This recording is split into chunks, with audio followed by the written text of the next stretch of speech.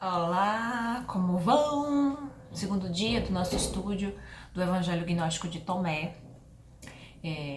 Hoje a gente vai falar sobre o capítulo 1 da primeira parte, onde ontem falamos só da introdução e o porquê que eu desenvolvi esse desejo de fazer vídeos ao passo que eu vou lendo e estudando este Evangelho. O capítulo 1 da parte 1 tem como título Descobertas Sincrônicas. Nessas descobertas sincrônicas, ele fala sobre o descobrimento desses dois documentos que mudaram o pensamento, então os estudos sobre religião, sobre tudo e principalmente relacionados a Jesus Cristo. Que eu acho que em nada faz com que a imagem dele, a perfeição e a ideia de guia que ele tem, no meu ver, seja alterada. Pelo menos ele só vem a somar. E ele fala de dois documentos, inclusive o que a gente vai estudar, que estamos estudando na verdade, que foi os achados, são vários manuscritos, escritos em papiros, guardados em couros, que foram achados por um Mohammed no Egito, que ocasionalmente estava procurando um fertilizante e achou o fertilizante real que a gente estava precisando, lá em 1945. Em 1945, remetam a como estava a realidade do nosso mundo, né? O quanto estava precisado conhecer, sabe, mais sobre Jesus. E foi na cidade de Nag Hammadi, eu espero que eu esteja falando esse nome correto, mas eu já absorvi dessa forma, então se eu estiver falando errado, por favor, me perdoem. Hoje eu tô um pouquinho alérgica, então a voz tá meio nasalada. E em Nag Hammadi foi achado, inclusive, o documento do Evangelho de Tomé. Esse Evangelho de Tomé já tinha sido citado em algum momento no passado, por 1890, por aí dizer. Tem aqui falando isso. E era uma comprovação. E parece que quando os estudiosos abriram o primeiro documento, era justamente o de Tomé, que foi o primeiro achado, né? Como eu disse, tem de Filipe, tem de Maria Madalena, tem de outras pessoas também, acho que tem... Quando ele fala Judas, Tomé, eu acho que é esse mesmo. E não Judas, o Judas, tá? Aí, 2 anos depois, em 1947, pelas imediações do Mar Morto, ali na Judéia, foi achados os manuscritos do Mar Morto. Se você for analisar, como eu analisei, não existe nada escondido, porque estava escondido, alguém escondeu, alguém guardou. E o momento certo de vir à tona, eles vieram. Óbvio que foi um momento em que a humanidade precisava, até mesmo para poder sedimentar mais essa ideia de Jesus, a ideia que Jesus traz, né?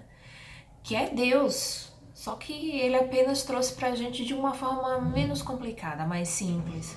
Se é que vocês acham uma forma simples, né? Se é tão difícil pra gente, imagina na época, né? Quais são as diferenças desses dois documentos? No primeiro documento, que é os de Nag Hammadi, que tem o Evangelho também e tantos outros, eles são documentos simultâneos, por assim dizer.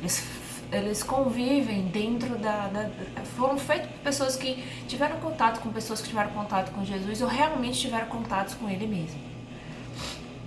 Então eles só somam os evangelhos canônicos, né? Que a gente já conhece. Já o segundo documento, tô indo pela ordem de descobrimento, apesar de que a ordem de discussão dele acho que foi ao contrário, né? Primeiro foram os manuscritos do Mar Morto do que os de Nag Hammadi. Os manuscritos do Mar Morto, eles antecedem Jesus, e sim uma comunidade essênia que vivia por aquela região, e que na verdade já pregava o que Jesus pregava.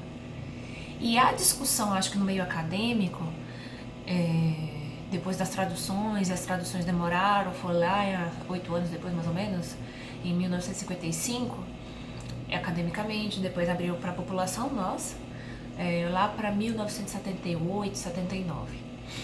O que isso traz, né? Porque muita gente achou que isso sujaria a imagem de Jesus. E aí eu lendo aqui agora, Eu fiz, mas não tem como, gente. É uma mensagem divina. É uma mensagem que esteve, está entre nós, sempre existiu e sempre vai existir. Ó, tava parando por aqui. Só que como se fosse uma essência em um vidrinho. Quando você pega uma essência no vidrinho, você precisa abrir ela para poder você sentir e perfumar o ambiente, por assim dizer.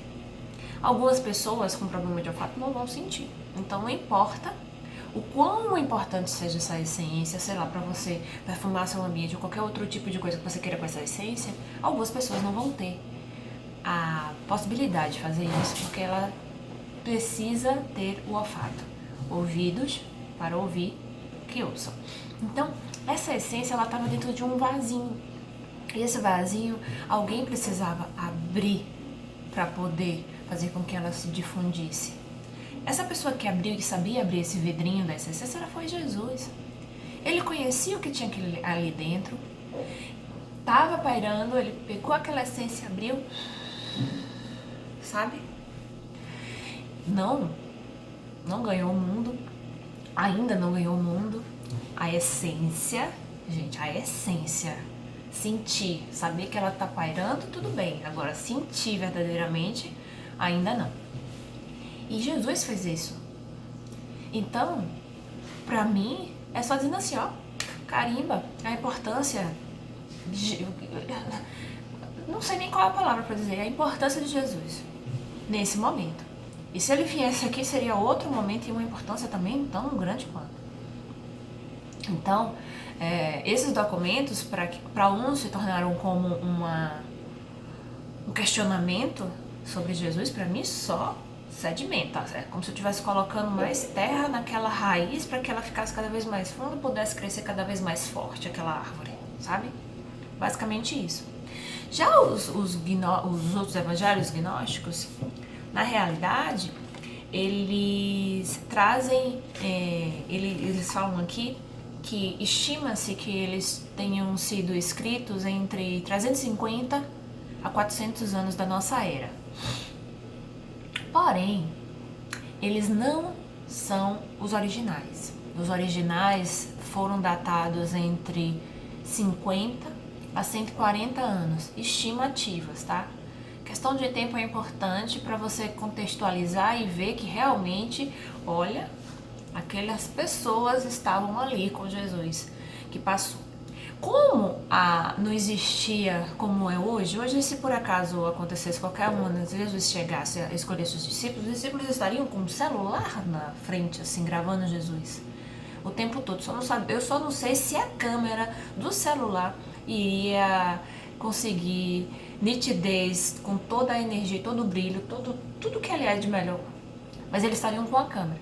Naquela época eles estavam com os ouvidos tentando ouvir, com os olhos vendo e com a pele também sentindo.